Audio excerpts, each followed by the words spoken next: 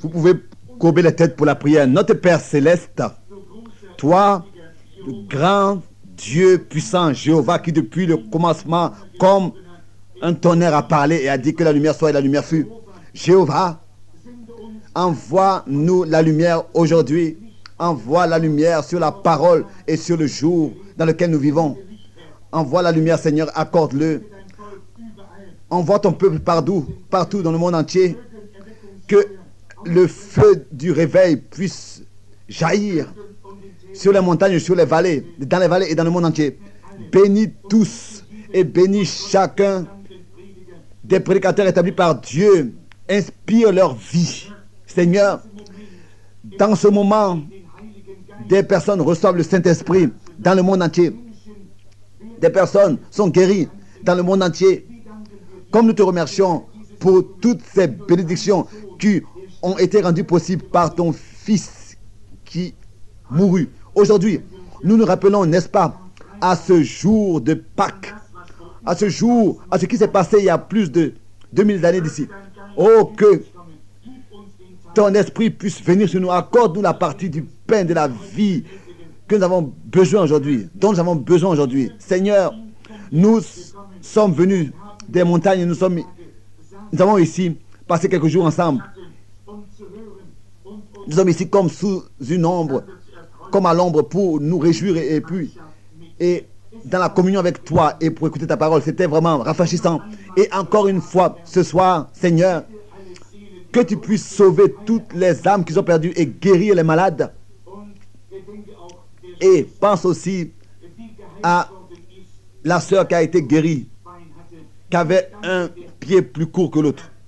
Nous te remercions, Seigneur. Ça montre que le Dieu vivant est parmi nous. Et aussi la sœur qui a été guérie de son goitre et qui remercie et qui loue tout ce que tu as fait pour elle. C'était quelque chose de particulier.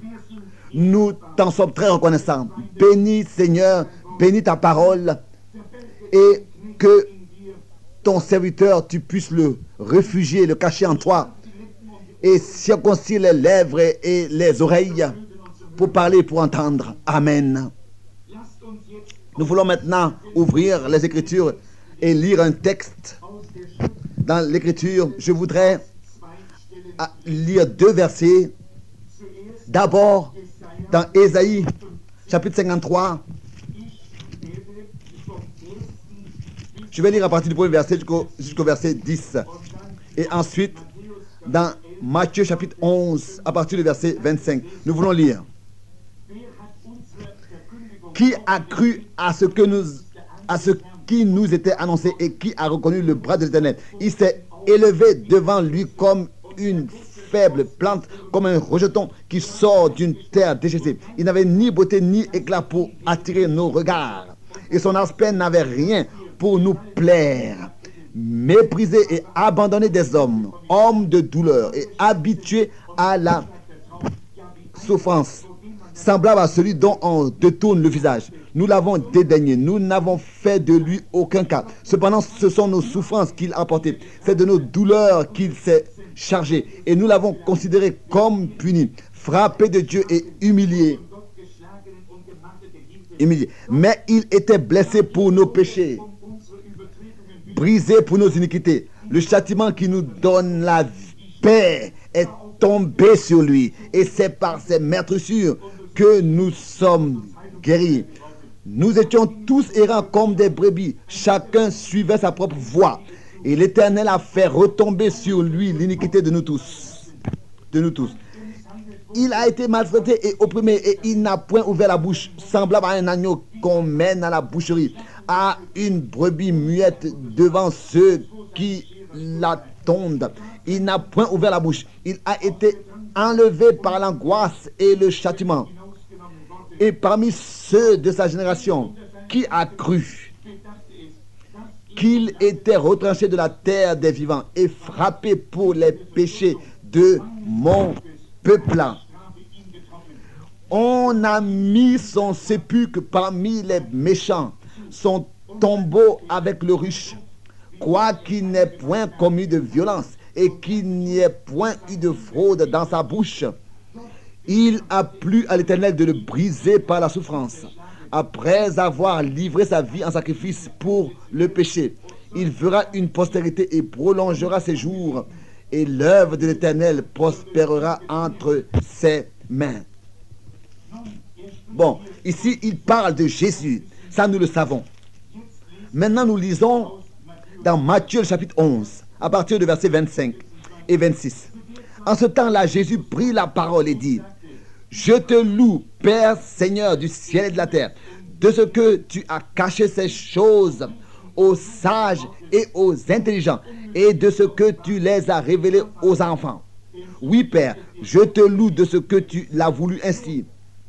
Bon, voilà, Dieu voulant, si le Seigneur le veut, je voudrais utiliser un texte de cela et venir à parler brièvement de ces choses, le si rapidement que cela est possible, et ensuite nous allons écouter encore des témoignages.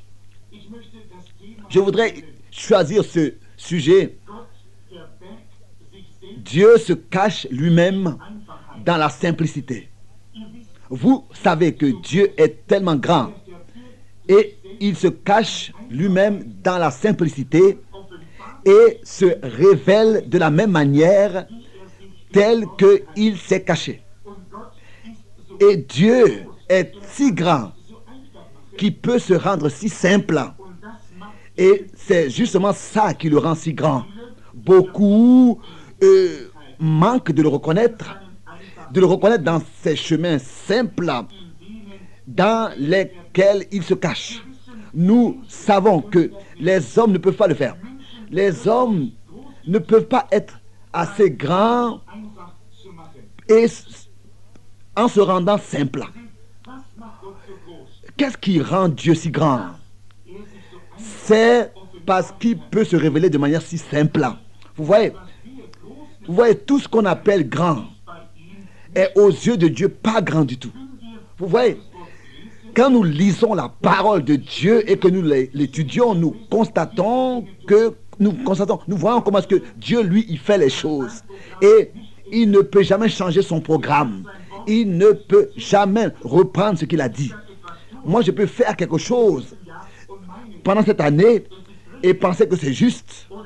Ou bien peut-être même l'année prochaine ou bien la semaine prochaine, je peux déjà dire, non, je m'étais trompé. Mais Dieu ne peut pas se tromper. Il est infini. Sa première décision et sa dernière décision doit demeurer la même. Vous voyez, la décision est prise une fois pour toutes. À chaque fois, elle est toujours la même et elle est parfaite. Si un jour, si Dieu une fois agit d'une certaine manière et que la même circonstance a lieu et qu'il agit différemment, alors ça veut dire que étant en train de prendre une autre décision devant une situation, ça veut dire qu'il s'était trompé lors de la première décision qu'il avait prise devant la même situation. Alors, si quelqu'un a besoin du salut et que Dieu a sauvé l'homme, le premier homme qui vint à lui d'une manière précise, il faut aussi qu'il sauve le suivant qui vient à lui sur le même fondement, sur la même base. Si quelqu'un vient à lui qui est malade et qui veut être guéri et que Dieu le guérit, il faut que cela soit ainsi avec le suivant jusqu'au dernier. Il ne peut pas changer, il est le même. Tous ceux qui sont venus sur la même base. Vous voyez, Dieu a fait un programme et quand l'homme au commencement a péché, l'homme a cherché un propre chemin. Il a pris des feuilles de figuier, mais ça n'a pas réussi, ça n'a pas marché. Dieu, lui, il a fait un chemin pour que les hommes puissent de nouveau avoir communion avec lui. Vous voyez? Et c'est lui qui, à la place de l'homme, a apporté un sacrifice. Vous voyez? Et c'est ainsi, Dieu peut que rencontrer les hommes là sous le sang versé qui a coulé à notre place.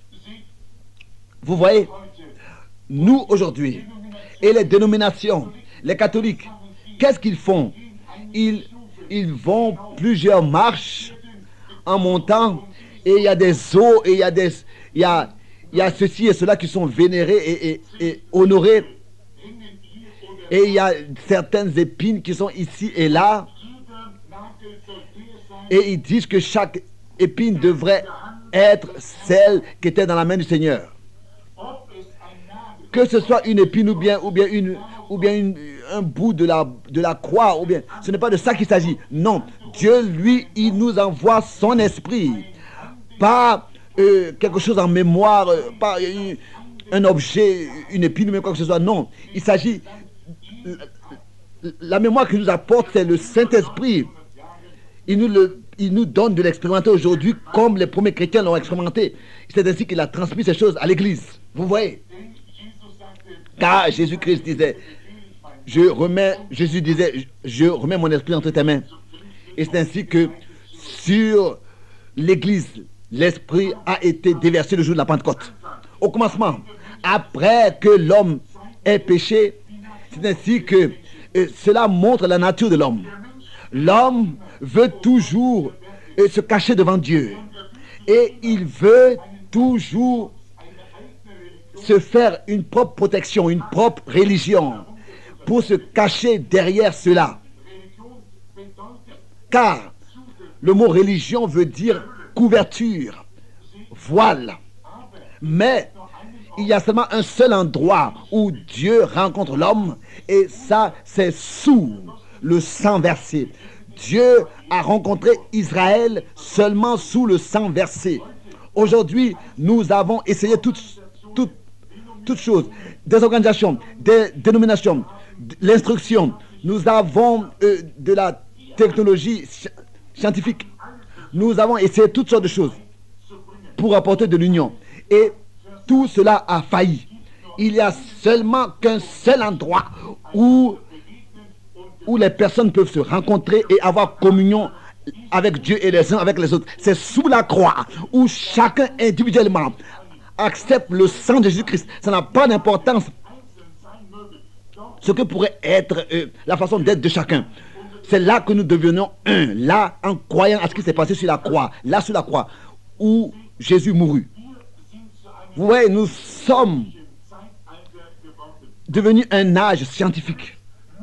Tout doit d'abord être prouvé de manière scientifique. Et comme cela a été annoncé à l'avance dans la Bible, que les hommes vont devenir sages, etc. Nous vivons dans cet âge où, et plus nous entrons dans la science, et plus nous éloignons de Dieu. Vous ne pouvez pas éprouver Dieu de manière scientifique. Tout ce que Dieu fait est surnaturel. Vous ne pouvez pas prouver Dieu. Sinon, si vous pouviez prouver l'existence de Dieu, si vous pouviez prouver Dieu, vous n'auriez plus besoin de foi. Celui qui veut venir à Dieu, il doit croire que Dieu existe, que Dieu est là. Toute l'armure du chrétien est fondée sur la foi. Le docteur F.F. Osborne est l'homme que j'ai beaucoup estimé.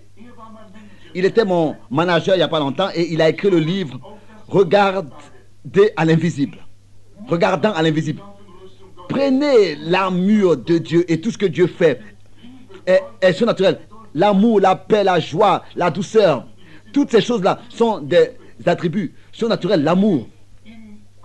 Allez par exemple dans une pharmacie et dites j'aimerais acheter de la paix ou bien de l'amour. Tout cela, c'est des choses surnaturelles. Tout ce que Dieu accorde, toute son armure, son église est surnaturelle. Elle n'est pas une organisation. Elle est un organisme surnaturel. Et c'est ainsi que des personnes, par le Saint-Esprit, naissent dans l'église. Dieu a rendu les choses simples. Dieu ne fait rien de compliqué. Il ne s'agit pas ici de devenir membre ici, de devenir membre là, et de se remplir, d'accepter beaucoup de théologie et d'instruction. Nous nous éloignons toujours plus de Dieu par l'instruction. Aujourd'hui, nous sommes tellement scientifiques. D'une manière que nous savons exactement combien de molécules sont nécessaires, combien d'atomes sont divisés, comment une bombe atomique est construite, est fabriquée. Et pour finir, en fait, on ne comprend même pas, on ne comprend rien de comment est-ce que tout arrive. Hein? Et est-ce qu'on peut, après avoir compris toutes ces choses, est-ce qu'on peut m'expliquer comment est-ce que la vie est dans un gazon? Dieu, vous voyez, dans la simplicité, c'est révélé. Qui peut expliquer la vie dans une tige? Dieu est simple. Et il se rend tellement simple que les sages de ce monde ne peuvent pas le comprendre. Et Jésus-Christ disait, Père, je te remercie de ce que tu as caché ces choses aux sages et aux intelligents et que tu les as révélées aux enfants. N'essayez pas de venir à Dieu par l'instruction. Plus vous pensez être instruit et plus vous vous éloignez de Dieu, de lui. Dieu est seulement atteint. On peut seulement atteindre Dieu par la foi. C'est seulement comme ça que vous pouvez rencontrer Dieu. Au commencement, les hommes ont perdu leur communion avec Dieu. C'est seulement par la foi que vous pouvez rencontrer Dieu. Et pas en voulant expliquer, mais croire les choses que vous ne pouvez pas expliquer. Pas des programmes d'instruction, non. Et malgré toute cette instruction-là, nous passons à côté de ce gazon simple sans le considérer. Et nous envoyons nos enfants à l'école de théologie et séminaire. Et j'espère que vous comprenez. Je ne suis pas en train de soutenir le manque d'études et d'instruction. Je veux seulement montrer à tel point ces choses-là sont insensées. Vous savez ce que je veux dire? Regardez comme dans mes assemblées et mes réunions. Dans mes réunions, il y a beaucoup de personnes qui viennent à moi, qui sont allées à d'autres personnes, et cela n'a pas réussi, alors qu'ils étaient allés quelque part d'autre et qu'ils avaient demandé qu'on prie pour eux. Parfois, on dit, mes frères, Robert prie pour 500 personnes, et toi, tu pries seulement pour 5 personnes. Sûrement que il a, après 50 plus, il a plus de témoignages que moi, 50 plus, mais en fait, de toute manière, c'est la foi de chacun. Il s'agit de la foi de l'individu pour lequel on a prié. C'est de ça qu'il s'agit. Ici, il y a un médecin qui est assis. Par exemple, si vous allez chez le médecin et que vous dites que j'ai mal à la tête, etc., et il y a quelque chose qui ne va pas avec mon estomac, et qu'il vous écrit une ordonnance, seulement comme ça, un calmant, ou bien alors une aspirine, et il vous fait repartir. Alors ça veut dire qu'il n'est pas un vrai docteur. Non. Si vraiment vous l'intéressez, votre cas l'intéresse, il va vous examiner, il va faire un examen général jusqu'à qu'il laisse trouver la raison de cette douleur, l'origine. Et si par exemple une femme est malade, alors il y a seulement un seul chemin qui est correct pour constater l'origine de la maladie. On doit connaître l'origine. Vous voyez, si par exemple je suis sur la plateforme et que je me tiens devant l'assemblée, alors Dieu me révèle ceci, cela, et me révèle, voilà ce qui s'est passé il y a 10 ans. Tu as fait ceci, cela il y a 10 ans. Mets cela en ordre. Vous voyez. Et si ils avouent ils promettent qu'ils le feront, alors ainsi dit le Seigneur suit. Et vous pouvez faire des enquêtes pour savoir si cela a un jour failli ou pas. Et ce que le Seigneur a prononcé ne se serait pas accompli. D'abord, vous devez trouver l'origine du mal avant de pouvoir trouver le traitement. Vous voyez, aujourd'hui, on essaye d'apporter des gens dans quelque chose par l'instruction, par l'intelligence. Comment est-ce qu'ils pourraient rencontrer Dieu de manière scientifique? Vous ne pouvez pas rencontrer Dieu par la science, mais seulement par la foi. Vous pourrez reconnaître Dieu. Je dis la chose suivante. Une personne s'assied là, il peut regarder à Elle peut regarder donc par exemple à une fleur ou bien à un bouquet de fleurs. Mais et si cette personne a vraiment réfléchi sérieusement à ce qu'elle voit, alors elle pourra peut-être mieux comprendre Dieu, reconnaître Dieu, que tous ces gens-là dans des écoles de séminaires et de théologie pourraient comprendre et reconnaître Dieu. Vous voyez, Dieu se révèle dans la nature. C'est une vie qui se manifeste. Alors la mort, ensuite la résurrection. D'où viennent toutes ces différentes fleurs et couleurs? Pourquoi est-ce qu'une fleur est différente que l'autre? Dans sa couleur et en tout. Et tel que la semence meurt et pourrit et de nouveau revient à la vie. Vous voyez, Dieu se révèle dans la simplicité. Et ensuite, il se cache dans la mort et est révélé dans la résurrection.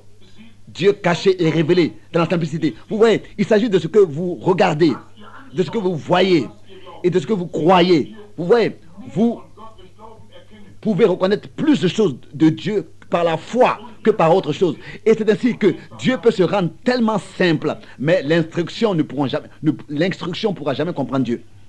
Vous voyez, Dieu se rend si simple et il se cache devant les sages et les intelligents. Maintenant, pensez à cela. Il se cache devant les sages et se révèle aux humbles, aux enfants. Vous voyez, la Bible le dit dans Ésaïe 35 que même un idiot, un insensé ne pourra pas s'égarer. Si vous essayez de le comprendre, de l'étudier, non, vous vous éloignez toujours plus de Dieu. N'essayez pas d'expliquer, mais croyez simplement Dieu. Il se cache devant les sages et il se révèle et il se montre aux simples.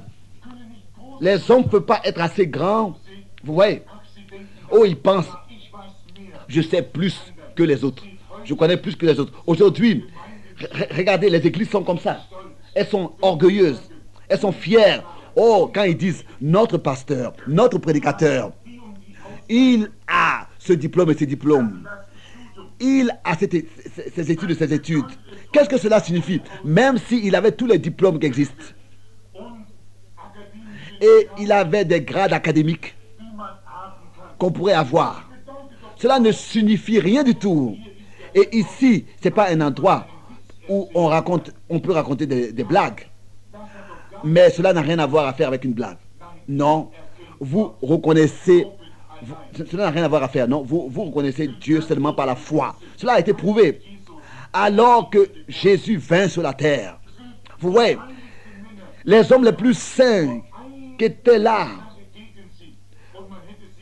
car si on avait seulement pu pointer le doigt sur une chose qu'ils auraient fait, on aurait dû les lapider.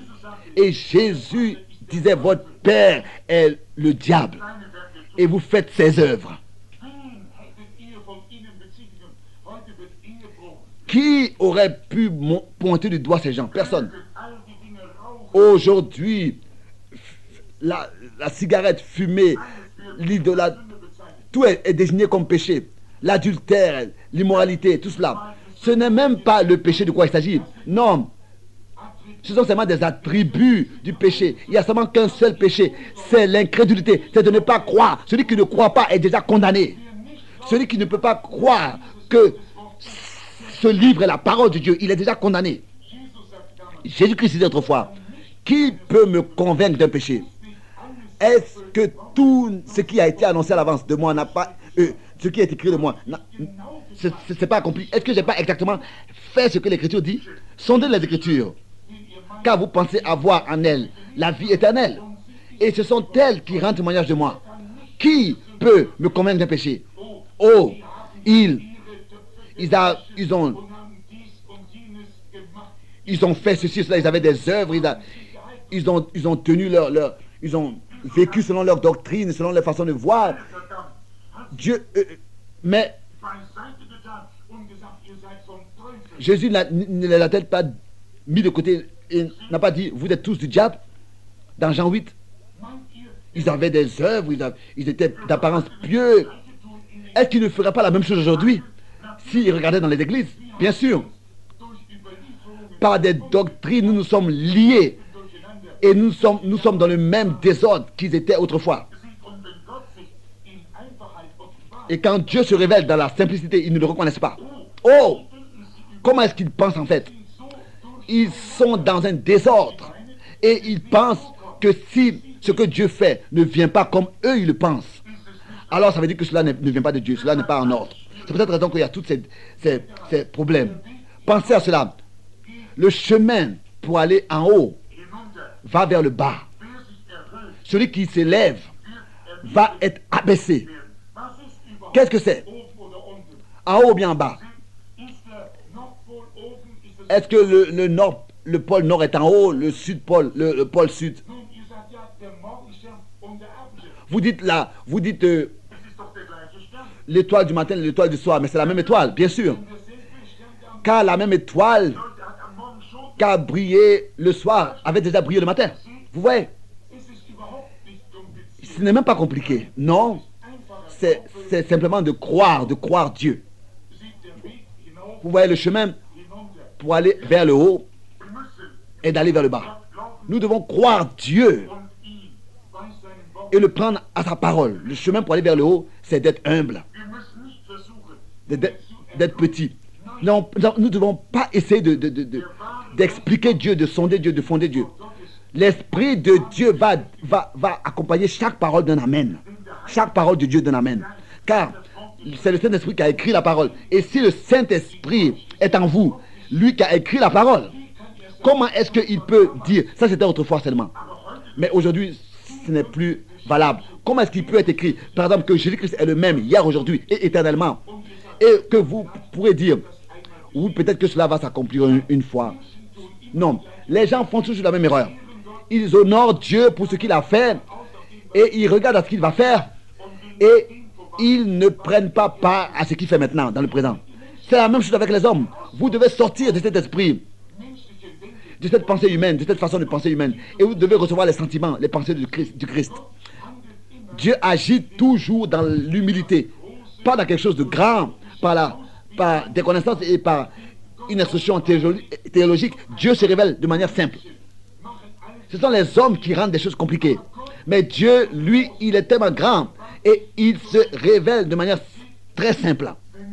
Quand des hommes ont un peu d'instruction et ont étudié, ils pensent savoir tellement beaucoup de choses qu'on ne peut plus rien leur dire. Mais quand quelqu'un reste humble et sait qu'il ne sait rien et qu'il n'a rien à valoir et rien à prouver, c'est ainsi que Dieu, qui est grand, pourra se révéler à lui de manière humble, dans la simplicité, de manière simple. C'est la grande différence. C'est ainsi que Dieu se révèle de la même manière telle qu'il se cache. C'est-à-dire dans la simplicité. Dieu caché et révélé dans la simplicité. Et c'est ainsi que les hommes passent sans constater cela et remarquer cela. Pourquoi est-ce que Ésaïe dit, qui a cru notre prédication? À qui est-ce que le bras de l'Éternel a été révélé? Et Jésus disait, Père, Seigneur du ciel et de la terre, je te remercie de ce que tu as caché ces choses-là aux sages et aux intelligents et que tu l'as révélé aux enfants. L'humilité, la simplicité, c'est ainsi que Dieu se révèle. Vous voyez comment est-ce que Dieu le fait de manière simple. Dans le jardin d'Éden, on avait seulement besoin de croire sa parole et de vivre. Car Dieu avait dit, n'est-ce pas? Dieu n'a pas dit parce que tu as appris ceci et cela, mais il a dit, voici ma parole, crois ma parole et vous vivrez, et tu vivras. Ève n'a pas rejeté toute la parole de Dieu, non, elle a seulement rejeté une petite partie qu'elle n'a pas cru réellement. C'est ainsi que je voudrais vous poser une question, bien-aimés frères et bien-aimés prédicateurs. Vous voyez, tout cela s'est passé parce que Ève a seulement méprisé et n'a pas cru une petite partie de la parole de Dieu. Est-ce que vous croyez que nous allons pouvoir comme ça continuer à marcher et à atteindre le but si nous ne croyons pas tout ce que Dieu a dit? Regardez les enfants, chaque enfant qui souffre, chaque guerre, chaque famine, chaque meurtre, chaque maladie, tout ce qui existe, tout cela seulement parce que une petite partie de la parole de Dieu n'a pas été réellement crue. Est-ce que vous croyez que les hommes peuvent revenir à lui s'ils continuent à ne pas croire à toute la parole de Dieu. Revenir à Dieu est seulement possible si nous croyons tout ce que Dieu a dit. Et si vous pensez que ce que vous ne comprenez pas, vous n'avez pas besoin de le croire. Non, vous devez croire tout. Ça n'a pas d'importance quelle apparence cela a. Croyez même si vous ne le comprenez pas. Croyez-le malgré tout. Vous n'avez pas besoin de comprendre. Vous devez seulement le croire au moment où c'est la parole de Dieu. C'est ainsi encore aujourd'hui avec nous. Comme une armée qui doit aller en guerre. Nous avons partout des personnes qui vont devant. Comme des espions, ils vont avant l'armée. Et nous les avons partout. Nous les avons en Angleterre, nous les avons dans d'autres pays. Il y a des espions partout. Nous les avons ici car il s'agit de la guerre. Mais vous savez que la plus grande guerre qui a lieu, c'est la guerre spirituelle. Bon, Dieu, lui, il savait que cela allait se passer. Et c'est peut-être raison qu'il a déjà à l'avance pour ses enfants pris soin de tout. Vous voyez, nous avons un héros dans notre armée. Et nous savons qu'un jour, il va être manifesté. Et nous avons aussi dans notre armée un casque. Et nous savons qu'un jour, nous allons devoir l'utiliser. Et l'entraînement est très, très, très difficile. Car un jour, il sera nécessaire d'utiliser cette armure. Quand on arrive dans le champ de bataille, il faut s'être entraîné. C'est ainsi que nous devons le faire aujourd'hui. Nous devons prendre toute la parole de Dieu, toute l'armure de Dieu, chaque parole, car c'est ainsi dit le Seigneur. Et c'est ainsi que nous allons en avoir besoin. Nous avons tout l'évangile est à notre disposition. Vous voyez, Dieu a protégé l'Église, c'est-à-dire par la protection de sa parole. Sa parole. Elle a seulement besoin de croire à la parole. C'est sa protection. Mais Satan, par son interprétation, est venu. Et il a seulement dans un petit côté brisé la barrière. Pas plus avait besoin d'avoir lieu. Il a dit, non, vous ne mourrez pas. Vous voyez, Ève est venue avec un petit doute. Et c'est ainsi que cela arrive à l'église aujourd'hui. Avec un petit doute d'une partie de la parole de Dieu.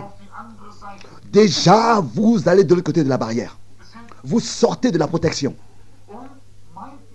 Et ne pensez pas que Dieu va vous épargner en pensant, oh, j'appartiens à l'église, à un groupe ici et là. Non.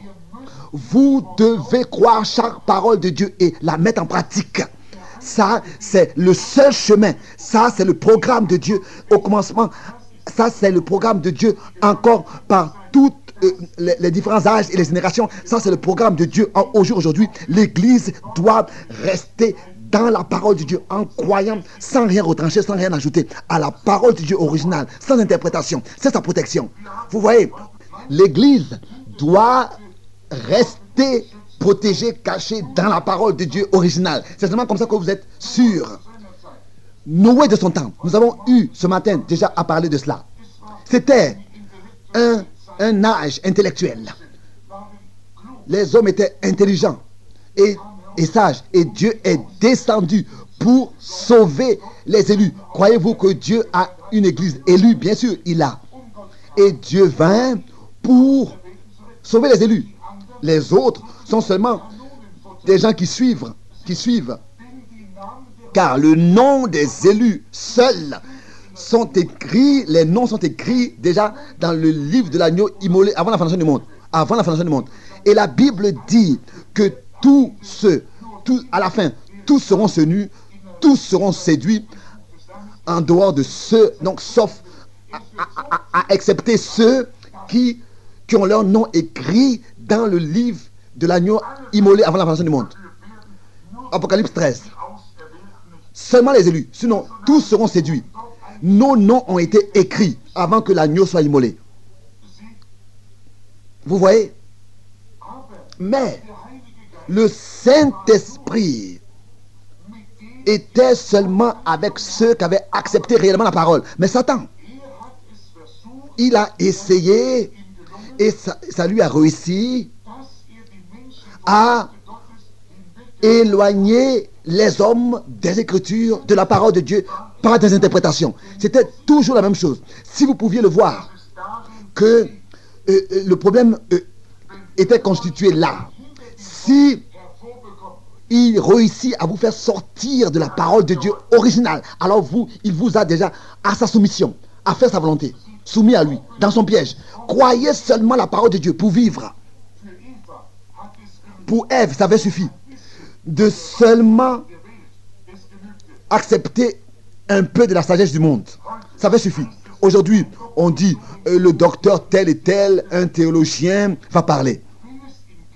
Si ce qu'il dit est contre les Écritures, ça n'a pas d'importance qui c'est. Laissez cela tranquille. N'ayez rien à voir avec cela.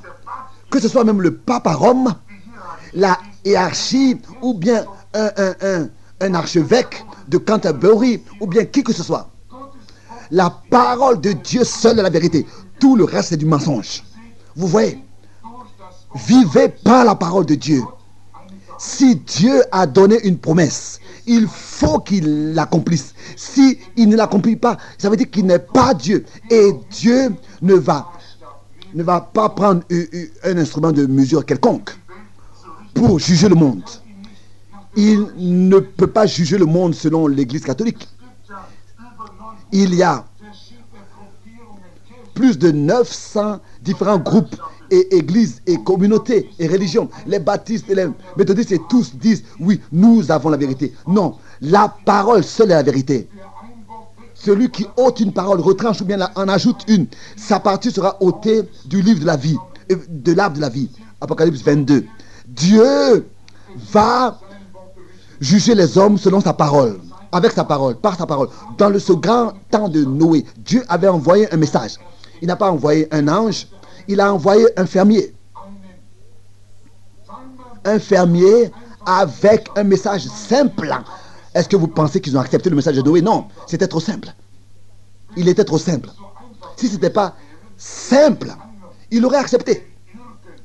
Si quelqu'un était venu, quelqu'un de grand, un grand personnage, il avait dit, je vais vous dire comment est-ce que vous pouvez encore construire une pyramide plus grande, plus belle. Mais qu'est-ce que c'était? Un message. Et le messager disait, la pluie va tomber. Les sages pensaient, mais il n'y a pas d'eau là dans les nuages, là, on a calculé tout. Comment est-ce qu'il peut tomber une telle pluie? Si Dieu, lui, il a annoncé la pluie, alors ça veut dire que la pluie viendra. Et même si la pluie n'existe pas dans les nuages, s'il n'y a pas d'eau, il va la créer là. Ça n'a pas d'importance ce que quelqu'un d'autre dit. Si Dieu dit quelque chose, il se tient sur ce qu'il a dit. Ça, c'est le message. Et autrefois, Noé ainsi s'est sauvé lui-même et sa famille. Cela semblait radical. Mais ils n'avaient pas besoin de faire autre chose que d'entrer dans l'arche. Dieu, de manière très simple, a sauvé le monde. De manière très humble. Vous voyez, Dieu, d'une manière nouvelle, encore, est resté caché pour les sages et les intelligents. Vous voyez, ceux-là, avant le déluge, ils étaient exactement intellectuels et avancés et intelligents comme nous aujourd'hui. Si ce n'est même plus, peut-être même plus. Ils ont construit du temps de Noé des choses que nous n'avons pas aujourd'hui. Et ils avaient des couleurs qui pouvaient mettre ensemble, qui pouvaient durer longtemps. Ils avaient des peintures. Ils ont construit à l'époque de Noé des pyramides, etc. Aujourd'hui, nous ne pouvons pas construire des pyramides. Peut-être qu'ils étaient même plus intelligents et avancés que nous aujourd'hui. Des hommes instruits, intelligents, sages de ce temps de Noé. Et Dieu a envoyé un message si simple. Et ils ont trébuché. à cause de la simplicité du message. Ils l'ont rejeté. Et c'est ainsi que la justice de Dieu a exigé le jugement. Et le monde a été condamné et est allé dans les déluges, dans la perdition. C'est seulement Noé, le prédicateur juste, a été sauvé avec les siens. Dieu s'est caché dans la simplicité et s'est révélé dans la simplicité. Vous voyez, oh, vous dites, bien sûr, c'était ainsi. Le temps de la délivrance est venu. Et vous savez que quand ce temps-là arrive, comme par exemple avec Israël, alors que la délivrance était venue, leur temps de délivrance était venu, Noé avait envoyé un homme simple. Dieu avait envoyé un homme simple. D'une famille simple, d'une tribu simple, appelée Lévi. Moïse est allé. Il était d'abord instruit. Il était sage, il était intelligent. Auparavant, il pouvait même enseigner la sagesse aux Égyptiens. Il était un homme militaire. C'est ainsi que l'histoire nous l'apprend et nous l'enseigne. Et cela montre que vous ne pouvez rien faire pour Dieu, avec tout votre savoir, avec toute votre connaissance militaire, etc. Comment est-ce que Moïse a failli de manière misérable? Dieu l'a permis. Dieu l'a laissé devenir intelligent. Il lui a donné des instructions. Et pendant 40 ans, il a été instruit. Et après, il a laissé 40 ans dans les déserts pour détruire son intelligence et son instruction. Et c'est seulement pour qu'il puisse être délivré de toute cette instruction. Il est resté 40 ans dans les déserts. Le problème aujourd'hui consiste à cela. Nous pensons toujours devoir nous remplir de savoir. Au lieu de nous vider, il faut qu'il y ait un vide. Si nous voulons que Dieu nous remplisse. Mais nous remplissons nous-mêmes de toutes sortes de connaissances au lieu de nous vider pour que Dieu lui puisse nous remplir. Vous voyez? Aujourd'hui, nous prenons des personnes, nous les enseignons à faire ceci, à faire cela, et qu'ils puissent agir de manière étrange et faire les choses. Mais nous avons besoin de Dieu et de rien d'autre. Nous avons besoin de Dieu. Les programmes faits par les hommes ne servent à rien. Vous voyez? La Pentecôte, exactement. Pas seulement appartenir à une église et accepter un baptême. Qu'est-ce que c'est tout cela? Il s'agit d'une naissance. Et la Bible dit, le Seigneur a dit, bénis sont ceux qui ont soif et faim de la justice. Ils seront rassasiés.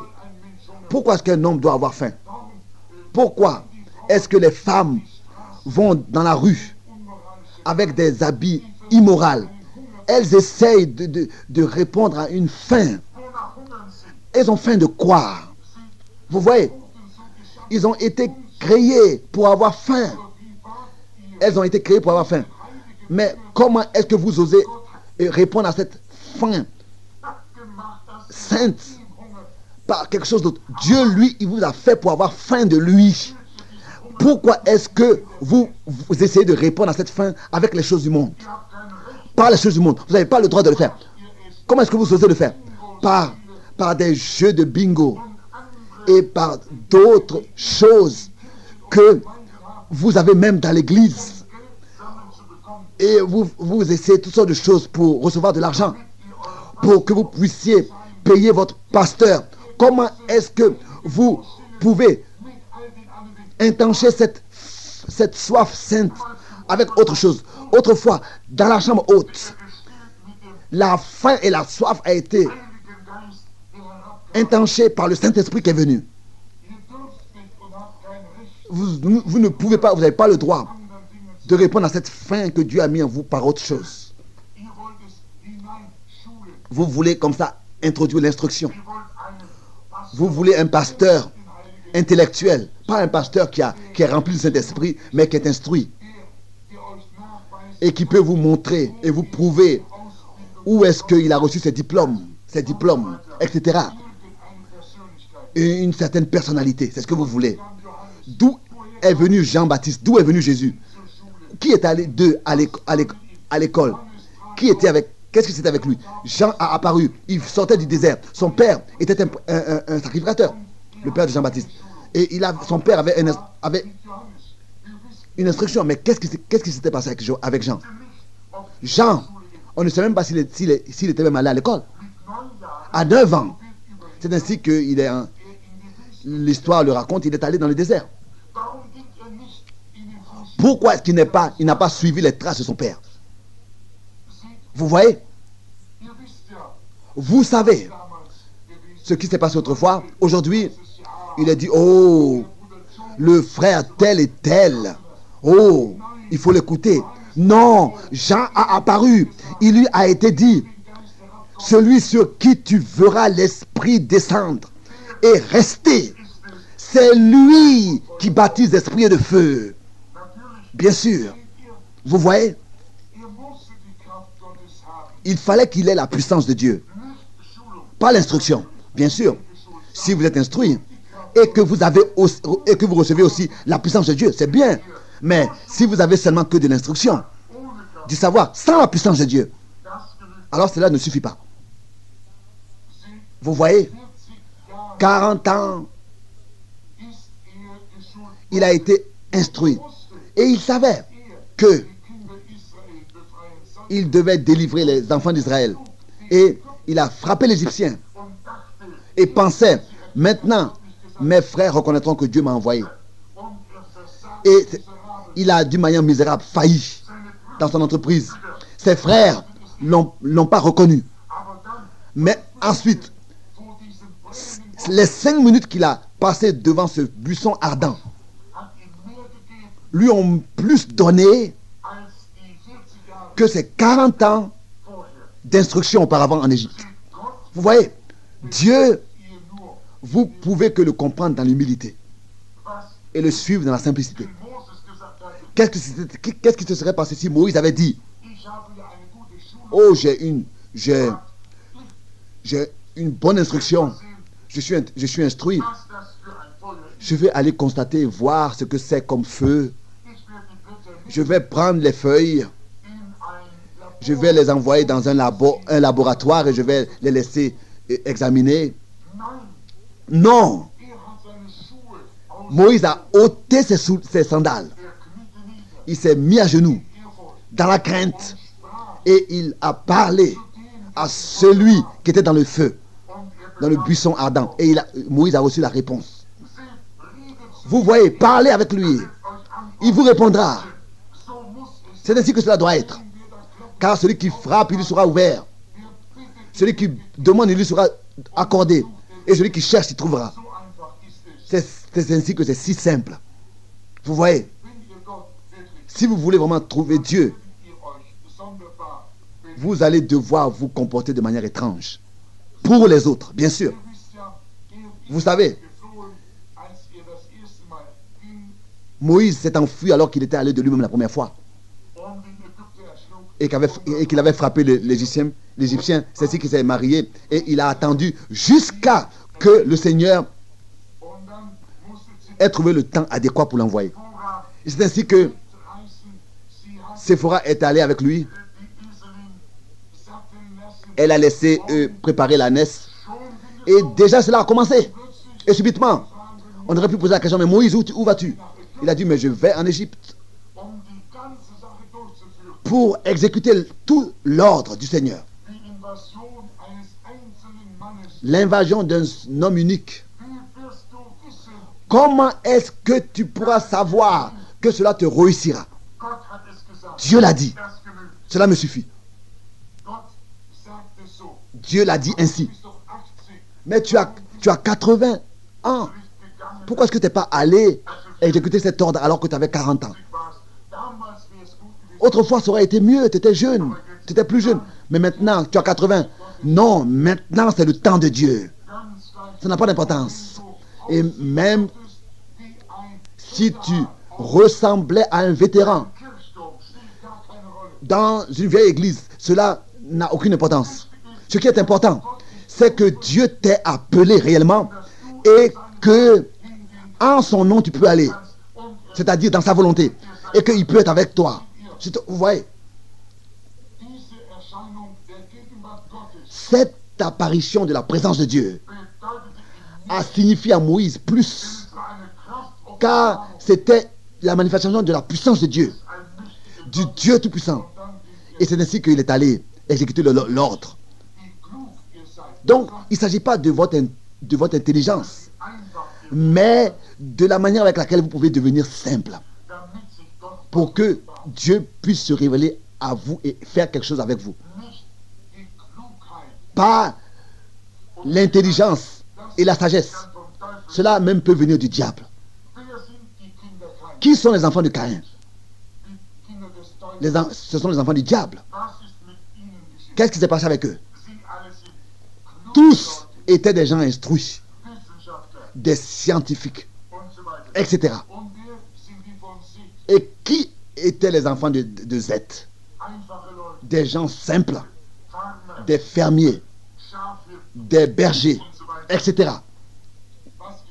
Qu'est-ce qui s'est passé autrefois avec les sages et intelligents du temps du déluge? Tous sont allés dans la perdition, dans le déluge. Mais Noé, un homme humble, vous voyez, les enfants de Caïn ont été détruits.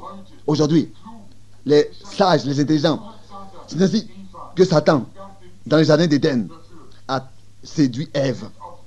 Regardez Moab, cette grande organisation. Bien sûr qu'ils adoraient le même Dieu. Ils avaient aussi l'ancien Bilam, et il a construit 7 autels. Il a apporté 7 béliers, le même nombre d'autels que Israël. Tel qu'Israël avait fait, c'était une imitation. Et ensuite, il a malgré tout essayé de maudire ses frères. Eux, ils voulaient passer par le pays. Mais ils n'ont pas aimé ça. Non. Qu'est-ce qui s'est passé alors? Dieu, malgré tout, les a conduits. Malgré que les autres ne voulaient pas accepter le réveil de ces gens qui jouaient un rôle de saint. Dieu, lui, il avait fait un contrat avec eux. Et dans la simplicité, il s'est caché parmi le peuple d'Israël, comme il a toujours fait. Comme il a toujours fait. Moïse, un serviteur de Dieu consacré à Dieu. Mais Moïse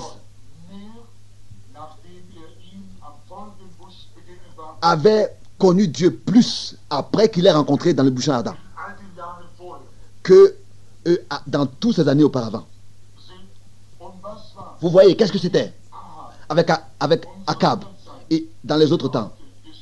Comme nous avons parlé de ça aujourd'hui, Akab avait aussi apparu. Il n'était pas directement comme ça une personne mauvaise. Il était seulement un Israélite rétrograde. Et sa femme le dirigeait. Donc il était la tête, mais elle était le cou. Le cou qui faisait tourner la tête. Vous voyez, je ne dis pas que notre président est comme ça et comme ça, mais le vieux système derrière lui, faites attention, écrivez cela. Et si vous pensez que je me tiens ici et que je ne sais pas ce que je dis, je deviens âgé un jour, vous allez savoir, si je ne suis plus là, que je vous ai dit la vérité. Si Jésus ne revient pas bientôt, moi je vais repartir dans la gloire. Mais vous allez entendre les cassettes. Et je vous le dis, il n'y a plus d'espérance pour ce pays. Je suis une vieille personne. Je me tiens ici, je vous dis, le temps va vers sa fin. Vous êtes à la fin, les nations sont à la fin. Il n'y a seulement qu'une seule chose. Laissez-vous sauver de cette génération pervertie. Comme Pierre l'a dit dans sa première prédication. Vous voyez Akab. Ensuite, Jézabel, elle a apparu. Et toutes les femmes l'imitaient, faisaient comme elle. Faisaient comme elle. Vous voyez? Et tous les prédicateurs, tous les sacrificateurs sont devenus mondains. Et c'est ainsi que Dieu a envoyé un homme puissant.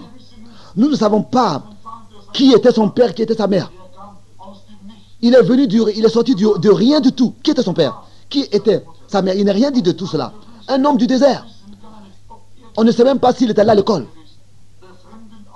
Il a apparu de manière étrange. De la même manière, d'une manière étrange, il est reparti. Un homme simple. Qu'est-ce que vous pensez? Ce que les théologiens du temps d'Élie ont pensé de lui. Oh, ça c'est un vieux fou. Laissez-le tranquille, il est fou. Il haïssait tous Élie. Il avait la parole du Seigneur. Et le salut pour toute la nation. Mais ils n'ont pas prêté l'oreille à son message. Élie servait Dieu de manière bien.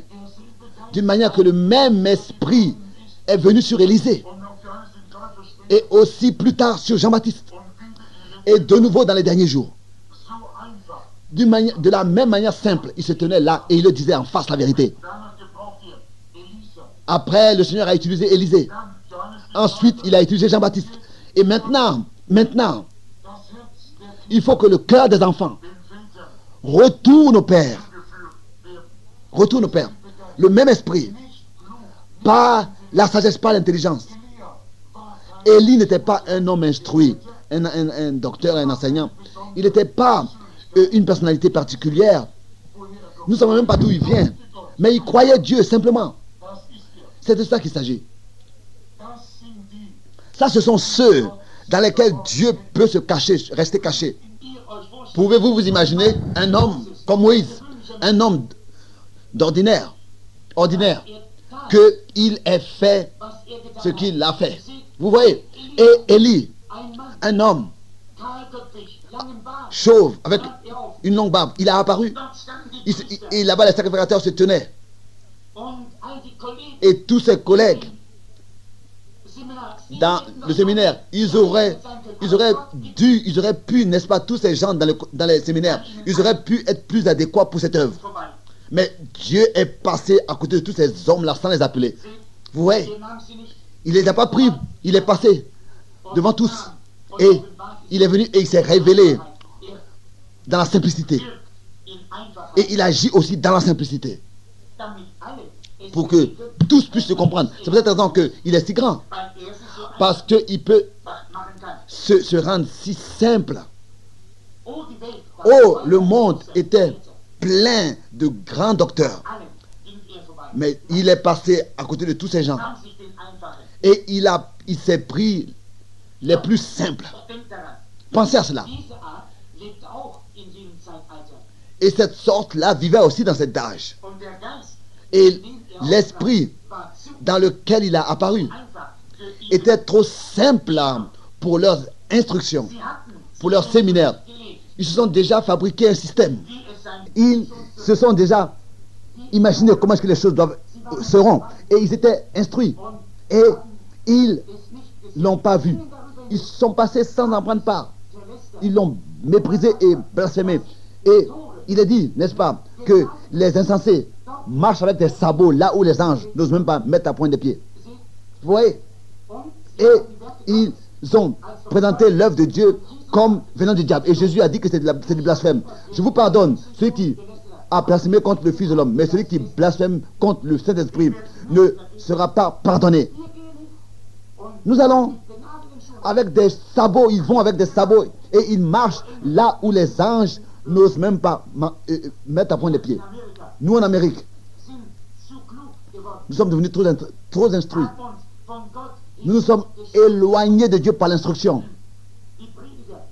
Et nous voyons même les prédicateurs sont comme dans une couveuse. Moi, les poussins m'ont toujours fait mal au cœur, qui ont été couvés par des appareils.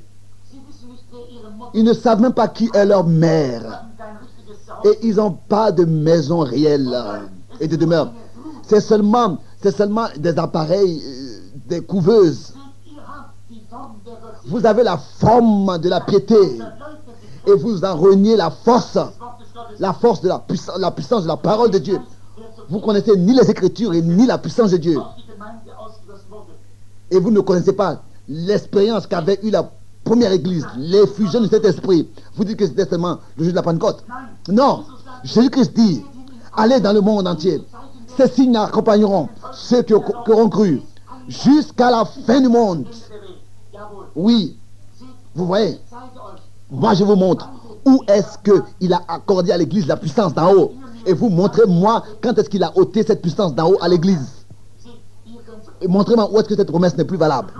Vous pouvez être intelligent et continuer comme ça à vous instruire loin de Dieu. Vous pouvez avoir tout ce grand vocabulaire et cette grande terminologie. Mais à quoi vous servent toutes ces positions que vous avez? Si à la fin de votre... Quand vous serez à la fin de votre vie, qu'est-ce que cela vous servira? À quoi est-ce que cela vous servira? La science est bien. Mais qu'est-ce qui se passe alors? Si vous pouvez arriver en haut et recevoir la couronne, et comment est-ce que cela continue? Vous devez continuer dans la foi. La science, c'est bien, mais comment cela continue? Dans la foi. C'est-à-dire, il faut croire la parole, marchant en accord avec les Écritures. Si cela n'est pas en accord avec les Écritures, alors ne le croyez pas. Ne croyez pas à vos sentiments et vos sensations et à ce que vous ressentez. Si cela est contre les Écritures, rejetez-le. Quelqu'un me disait simplement, ça n'a pas d'importance. Combien vous, de pentecôtistes, vous pouvez amener comme preuve que des gens ont été guéris? Moi, je ne le croirai pas. Je ne le croirai pas. Je lui ai dit, mais bien sûr, ce n'est pas pour les incroyants. C'est seulement pour les croyants. Ce n'est pas pour les incroyants. Ce n'est pas envoyé pour les incroyants. C'est envoyé pour les croyants. Vous voyez, l'incrédulité du temps de Jésus ne l'a pas empêché d'agir et de travailler. Il a continué à faire des miracles. Bien sûr, nous vivons dans un monde instruit. Ils peuvent diviser, ils peuvent construire des bombes atomiques, etc. Et aller dans le monde entier. Mais il y a toujours des hommes encore aujourd'hui qui croient au véritable baptême du Saint-Esprit comme dans l'église primitive, tel que c'était toujours. Ils ne peuvent pas l'expliquer, mais ils croient. Ils n'ont pas besoin d'expliquer, ils ont seulement besoin de le recevoir.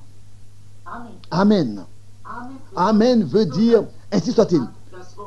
J'aime cette parole, ça veut dire ainsi soit-il. Dieu se manifeste de manière simple et se révèle ensuite. Mais les sages et les intelligents pensent savoir tout. Et malgré tout, ils pensent même que le soleil ne pourrait pas briller. Si ce n'est qu'il pourrait expliquer cela, c'est ce phénomène. Dieu, lui, il a ordonné toutes choses. Le soleil brille quand même, même si vous ne pouvez pas expliquer ça. Alors, regardez dans le jardin d'Éden. Le Messie déjà avait été promis dans le jardin d'Éden qu'il viendra et qu'il brisera la tête du serpent. Et que il aura le talon mordu. Tous les prophètes ont prophétisé sa venue. Et ils ont dit comment est-ce qu'il sera. Et où est-ce qu'il naîtra. Quelle sorte d'œuvre il fera. Quel sera le signe du Messie. Etc. Les Écritures ont annoncé tout à l'avance dans l'ordre et tout a été prononcé à l'avance. Et malgré tout, ils sont passés sans prendre part à sa venue à des milliers de kilomètres. Il n'est pas venu contraire aux Écritures. Il est venu selon les Écritures. Mais ils ne l'ont pas reçu. Parce que ils pensaient qu'il n'est pas venu tel que eux, ils pensaient qu'il allait venir. C'est comme ça que c'était avec Noé. Du temps de Moïse, ça a toujours été ainsi. Ils se sont toujours donné une imagination des choses. Et ils les ont manquées. Parce que ils n'ont pas pu reconnaître la simplicité de ce que Dieu faisait. Dieu se cache ainsi dans l'accomplissement de sa parole. Cela dépasse l'intelligence et la sagesse humaine. Vous voyez, si on voit deux choses contraires qui vont vers l'autre, ils passent sans se rencontrer. Subitement, ça s'est passé. Et on ne comprend même pas ce qui s'est passé. Et de là, ça s'est passé. Amen. C'est comme ça que je l'aime. Dieu a fait les choses ainsi pour que nous puissions le reconnaître. Pas de l'instruction, mais simple, pour que aussi des personnes comme moi puissent aussi le comprendre ou bien alors le croire. Vous voyez, car le Messie avait été annoncé à l'avance. Même le lieu de sa naissance, tout ce qu'il allait faire, etc. Tout tel que ça devait être. Mais quand il est venu, les prédicateurs, les gens d'autrefois, les religieux, étaient ainsi. Ils étaient dans leur doctrine et leur tradition. Et ils pensaient, par exemple, les pharisiens pour eux, que quand il viendra, il sera pharisien. Les sadduciens disaient, non, non, non, non, non. Pas, nous ne voulons rien avoir à faire avec ces gens qui ont leur propre justice et qui sont hypocrites. Non, non, non. Quand il viendra, il sera avec nous, les sadduciens. Vous voyez. Mais Dieu n'avait pas besoin de prendre parti pour qui que ce soit. Et il n'avait pas besoin de leur sagesse et de leur intelligence. Dieu a envoyé son Fils tel qu'il avait dit. Vous voyez. Et le Messie, là-bas, dans une table, où il y a de la pourriture, là où il y a des déchets, là où il y a les ordures et les selles des vaches. Est-ce que vous pensez que les pharisiens et ces gens avec leur propre justice et ces hypocrites auraient pu accepter et reconnaître qu'il est le Messie? Là-bas, naître, venir par une table comme ça, dans un lieu, né dans un tel lieu. Oui, le petit Jéhovah, pleurant en tant qu'enfant, bébé. Pensez-vous qu'ils auraient pu accepter ça? Que le grand, puissant Jéhovah, qui là-bas était descendu sur la montagne de Sinaï en feu, qui avait divisé la mer, que là-bas, dans une table, il prendrait la forme d'un homme? Non. Ça, ils n'auraient pas pu le croire. Jamais. Non. Ils pensaient, ils avaient leur propre pensée. Ils pensaient que quand Dieu enverra le Messie, alors, il sera accompagné de 10 millions d'anges. Et ils vont aller devant lui, et ils vont d'abord annoncer qu'il vient, et ensuite, il descendra directement du ciel et il viendra et il ira au grand sacrificateur et il le confirmera dans son ministère et il confirmera le sacrificateur que nous avons choisi dans son ministère. Et bien sûr, il viendra et il dira, me voici, ainsi Caïphe, tel et tel, je suis le Messie. Est-ce que tu ne m'as pas vu? Est-ce que tu n'as pas vu que le ciel s'est ouvert et que je suis descendu? Non, c'est comme ça qu'ils l'ont pensé. Mais il vint là-bas dans une étable. Et il est né d'une femme. Et il a même été dit que ils ont dit qu'il était né, qu'il était un enfant illégitime. Emmailloté dans une paille. Et on a dit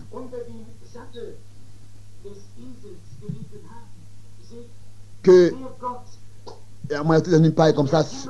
Et ils l'ont pris avec lui sur l'ânesse. Le Dieu qui a créé le ciel et la terre, il s'est tenu là, allongé là-bas dans une crèche, dans l'étable, là où il y avait de la paille.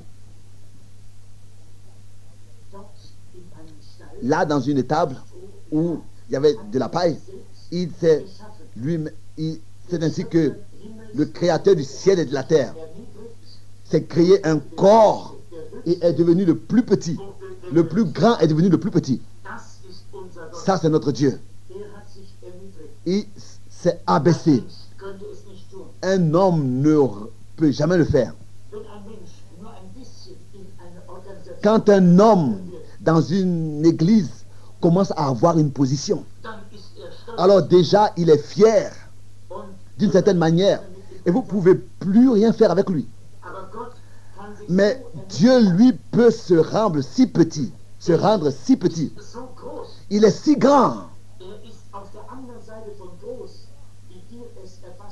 Nous ne pouvons pas saisir sa grandeur. Il est si grand que nous ne pouvons jamais imaginer sa grandeur. Mais il peut s'abaisser au-dessous de tout. Et le Seigneur a dit, Père, je te remercie de ce que tu as caché ces choses aux sages et aux intelligents. Ils peuvent construire des bombes atomiques, diviser des molécules, mais ils ne peuvent même pas expliquer la vie dans le gazon et dans une tige. Vous voyez, ils passent à côté du gazon comme ça, sans considérer. Nous passons à côté de cette parole, qui est la parole de Dieu. Et nous acceptons des doctrines et des dogmes et des interprétations et des traditions. Ne vendez pas votre droit de naissance de cette manière.